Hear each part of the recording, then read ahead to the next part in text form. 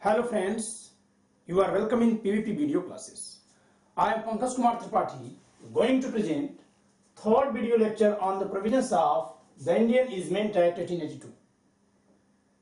In this lecture we will discuss on classification of easements on different basis. मित्रों, भारतीय सुखाचार अधिनियम 1882 के प्रावधानों पर यह तीसरी वीडियो लेक्चर है जिसमें हम लोग विभिन्न 3 आधारों पर सुखाचारों का वर्गीकरण करेंगे, अर्थात इसमें सुखाचारों के प्रकारों का अध्ययन किया जाएगा। I have classified all the easements on the basis of nature of easements, kinds of sediment heritage and sources of easements. मैंने यहां मूलतः 3 आधारों पर सभी सुखाचारों का वर्गीकरण किया है। सुखाचारों की प्रकृति के आधार पर, अनुसेवी दाय के प्रकार के आधार पर और सुखाचार के स्रोत के आधार पर, कहां से उत्पन्न हुआ, where from it is arised. On the basis of nature of easement, I have sub-classified the easements into 3 kinds: continuous and discontinuous easement, apparent or non-apparent easement, permanent and for limited time easement. Continuous or discontinuous and apparent or non-apparent have been dealt in section 5, while permanent and limited time easement have been dealt in section 6. मित्रों, सुखाचारों की प्रकृति के आधार पर इन्हें सतत यानी लगातार, असतत यानी रुक रुक कर चलने वाला सुखाचार के रूप में, इसके अलावा प्रकट और अप्रकट सुखाचार के रूप में तथा स्थायी और सीमित समयावधि के लिए सुखाचार के रूप में वर्गीकृत किया गया है। प्रथम 2 वर्गीकरण जो सतत और असतत है, जिसे अविच्छिन्न और विच्छिन्न भी कहा जाता है, तथा जो प्रकट और अप्रकट है, यह धारा 5 में है। अधिनियम की धारा 5 में इन प्रकारों का उल्लेख है, जबकि स्थायी और सीमित समय के लिए सुखाचार का वर्गीकरण धारा 6 में किया गया है। इसके अलावा अनुसेवी दाय की प्रकृति के आधार पर धारा 4 के विश्लेषण से, जैसा कि मैंने दूसरे वीडियो लेक्चर में किया भी है, सुखाचारों को लोक सुखाचार और प्राइवेट सुखाचार में वर्गीकृत किया जा सकता है। जिस भूमि पर सुखाचार भारित होता है, यदि वह किसी व्यक्ति विशेष की भूमि है तो ऐसा सुखाचार प्राइवेट सुखाचार होगा, और यदि वह भूमि पब्लिक है और उस पर और भी कई लोगों के सुखाचार हैं तो उसे लोक सुखाचार या पब्लिक सुखाचार कहा जाएगा। If the sediment heritage is a property in the possession of a specific person, then the easement imposed on that property, burdened on charge on that property, shall be called as private easement. It means it would be an easement against that person. While if the property is a public property and more than one person have right to easement over that property, then the easement shall be called as public easement. Like right to Holika Dahan, right to keep the ferry of Tajia, these are public easements. Holika दहन करने का जो अधिकार होता है किसी सार्वजनिक संपत्ति पर, जमीन पर, वह सबका सुखाचार है, किसी एक का नहीं बल्कि सबका है। इसी प्रकार ताजिया का जुलूस जहां रखा जाता है वो एक समुदाय के सभी लोगों का, उस गांव के सुखाचार है। Okay, while right of air and light from others land is private easement. The last classification is based on the sources of easements. Imposed easement, when a person, the owner of servant heritage, himself imposed easements upon his land in favor of dominant owner, then it would be called as imposed easement. It might be with consideration or without consideration. Okay, if it would be for consideration, then it would be called as an easement through contract. Okay, अधिरोपित सुखाचार, यदि कोई व्यक्ति अपनी ही संपत्ति पर दूसरे के पक्ष में सुखाचार का अधिरोपण करता है तो इसे हम अधिरोपित सुखाचार कहते हैं। ऐसा वह प्रतिफल के बदले में कर सकता है या बिना प्रतिफल के भी। यदि वह प्रतिफल के बदले में किया तो इसे संविदात्मक सुखाचार भी कहा जाएगा, क्योंकि ऐसा सुखाचार का अधिरोपण संविदा के माध्यम से तब माना जाता है। इस संदर्भ में अधिनियम की धारा 8 चर्चा करती है और धारा 8 से 12 इससे संबंधित है। Section 8 deals this kind of easement and section 8 to 12 are related with this kind of easement. While easement of necessity, आवश्यकता का सुखाचार, easement of necessity have been provided in section 13 clause A, C and E. While quasi easement have been provided in section 13 clauses B, D and F. It means both kinds of easements have been dealt in section 13. आवश्यकता का सुखाचार और अर्ध सुखाचार, ये दोनों ही धारा 13 में है। खंड क, ग और अंग आवश्यकता के सुखाचार से संबंधित है, जबकि खंड ख, घ और च अर्ध सुखाचार या सुखाचारों के सदृश अधिकार से संबंधित है। Acquisition of easement by prescription have been dealt in section 15 and section 16 and 17 are also related with this kind of easement. Okay, while customary easement have been dealt in section 18.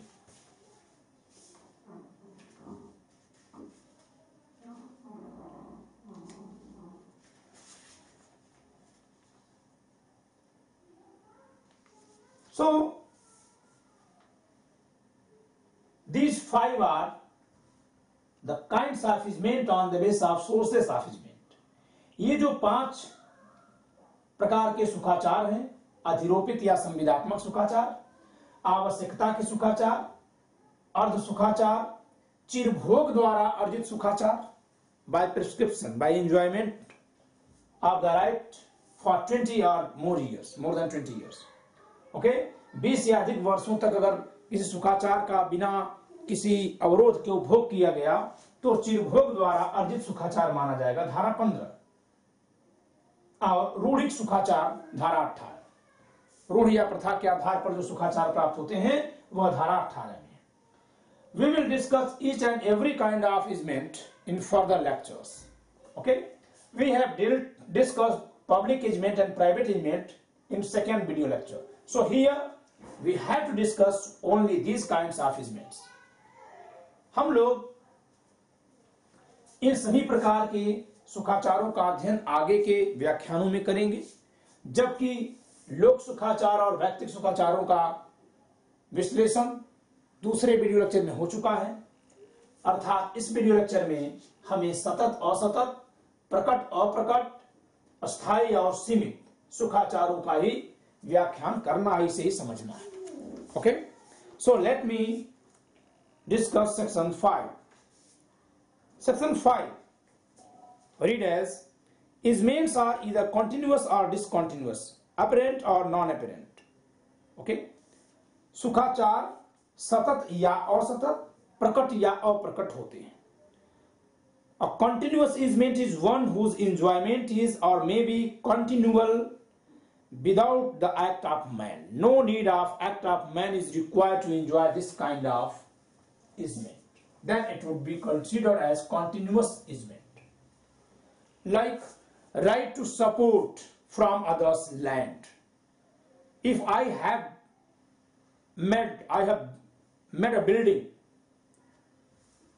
at the last of my boundary, my building and its root is supported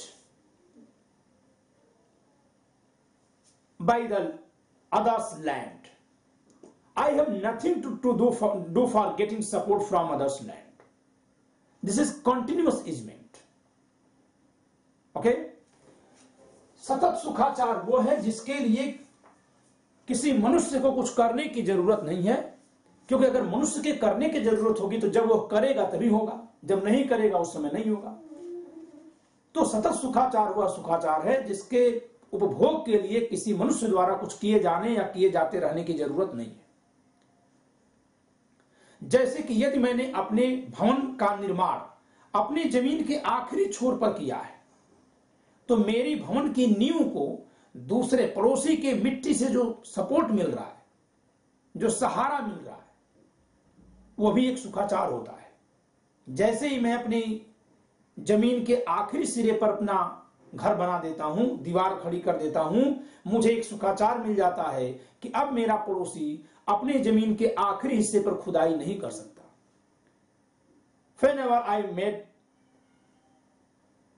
a wall or a building or construction at the end of my boundary, I get an easementary right against the land of neighbor,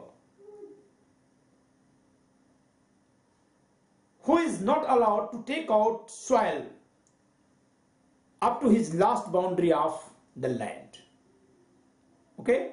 Because my wall, my building, my construction gets support from his land. So it's my easementary right. यह मेरा सुखाचार है कि मैं उसके जमीन से सहारा पाता रहूं. That is continuous right. Okay? While right to road, right to passage is discontinuous right. Whenever I enjoy that right, only that time it would be in operation. Otherwise, it is sleeping. So it is discontinuous right. Because to enjoy right of road, a man have to go through that road. So for enjoyment of that right, an act by human being is required. So this is discontinuous right. A discontinuous easement is one that needs the act of man for its enjoyment.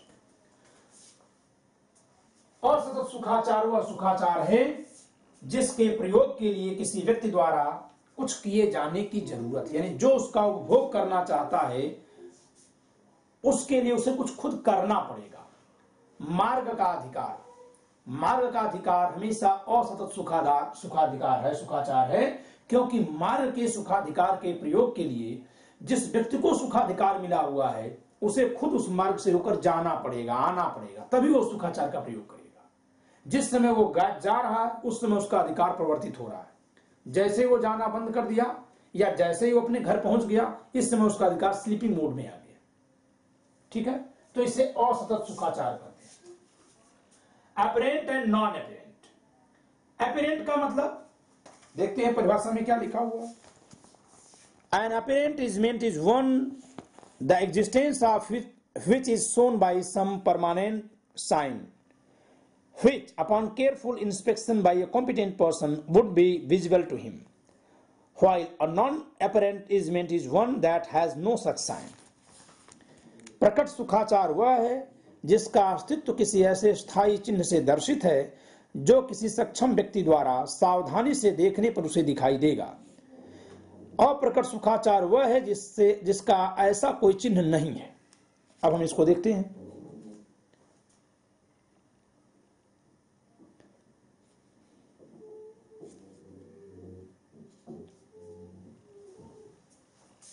Illustration C. Rights annexed to A's land to lead water thither across B's land by an aqueduct, careful inspection by a person conversant with such matters, these are apparent easement. ख की भूमि पर से एक मोरी द्वारा उधर जल ले जाने और वहां से नाली द्वारा जल निकालने के लिए क की भूमि से संलग्न अधिकार। किसी भी ऐसे व्यक्ति द्वारा जो ऐसे मामलों में सुपरिचित है, सावधानी से निरीक्षण करने पर उस नाली का पता चल सकता है। यह प्रकट सुखाचार है। डोमिनेंट हेरिटेज के ओनर का ये डोमिनेंट हेरिटेज है। इनके अपने घर से नाली ले जाने का इस दूसरे पड़ोसी की जमीन से अधिकार है। ये नाली ऊपर से कवर्ड है, तो भी यदि इसका निरीक्षण किया जाए तो ये दिखाई दे जाएगी, सुखाचार के प्रयोग का चिन्ह दिखाई देगा। इस नाते यह प्रकट सुखाचार है, भले ही ढका हुआ है। ऐसे यहां खिड़की लगी हुई है, खिड़की से यह राइट दिखाई दे रहा है कि यहीं से हवा और रोशनी का अधिकार रख रहे होंगे। So right to get light and air is always with a sign, okay, easily to be detected because there must be a window, okay. So these are apparent easement. While right to path, there is no road constructed there, so it is not apparent right. Right to get support from others' land, right to get support from others' land, this, okay. The building is supported from others' land, by others' land. So this easement is non-apparent easement. जो दूसरों की जमीन से सहारा पाने का अधिकार है, वो दिखाई देने वाला सुखाधिकार नहीं है। इस प्रकार वो अप्रकट है। ओके,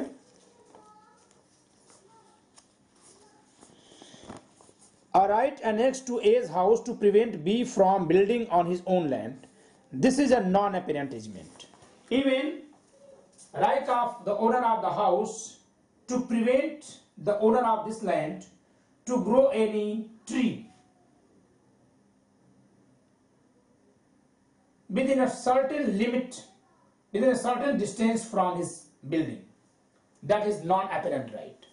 इसका जो ये अधिकार है कि वह इस पड़ोसी को अपनी जमीन पर इसके घर से सटे किसी वृक्ष रोपण से रोक दे, यह अप्रकट सुखाधिकार दिखाई नहीं दे रहा है। लेकिन जैसे ही ये वृक्ष लगाने आएंगे, ये रोक देगा उसको। ठीक है। So these are non apparent right. A right annexed to B's house to receive light by the windows without obstruction by his neighbor. A. This is a continuous easement. This is continuous and apparent also. खिड़की से रोशनी और हवा लेने का जो अधिकार है, पड़ोसी की भूमि की तरफ से किसी व्यक्ति का अपने मकान में हवा और रोशनी लेने का अधिकार, यह सतत है, क्योंकि उस हवा और रोशनी के आने के लिए हमें कुछ करने की जरूरत नहीं है। और यह प्रकट है क्योंकि उसका चिन्ह दिखाई दे रहा है। A right of way next to A's house over B's land, this is a discontinuous easement. ख की भूमि पर क के गृह से संलग्न मार्गाधिकार, यह असतत सुखाचार है, क्योंकि जब वो काम करेगा, जब वो स्वयं आएगा जाएगा तभी होगा। So we have discussed continuous, discontinuous easement, apparent and non-apparent easement. Now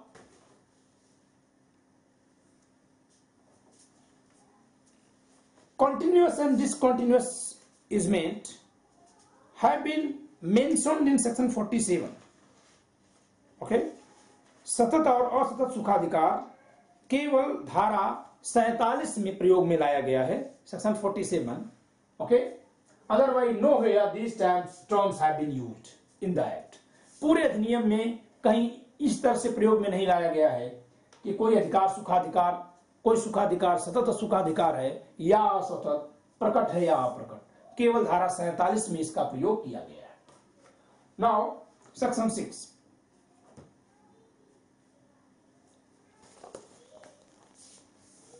an easement may be permanent or for a term of years or other limited period, or subject to periodical interruptions, or exercisable only at a certain place or at certain times or between certain hours or for a particular purpose, or on condition that it shall commence or become void or voidable on the happening of a specified event or the performance or non-performance of a specified act. It means it would not be only permanent and or for limited period, but it would be permanent and contingent also, conditional also. Okay, कोई सुखाधिकार स्थायी भी हो सकता है और सीमित भी। जो सीमित होगा वह शर्तों पर सीमित होगा या पूर्व निर्धारित समय अवधि के लिए ही होगा। ऐसे में एक और सेक्शन यहां पढ़ना उपयोगी है। Another section is important here, that is section 40। if an arrangement is for limited period, then section 40 will be applicable. An arrangement is extinguished where it has been imposed for a limited period or acquired on condition that it shall become void on the performance or non-performance of a specified act, and the period expires or the condition is fulfilled.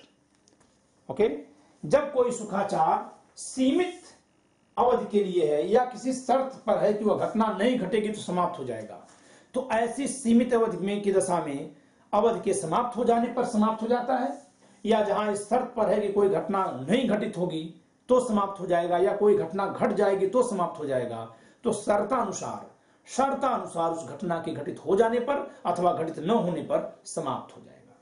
यानी इसके साथ धारा 40 को भी देख लेना चाहिए। Okay,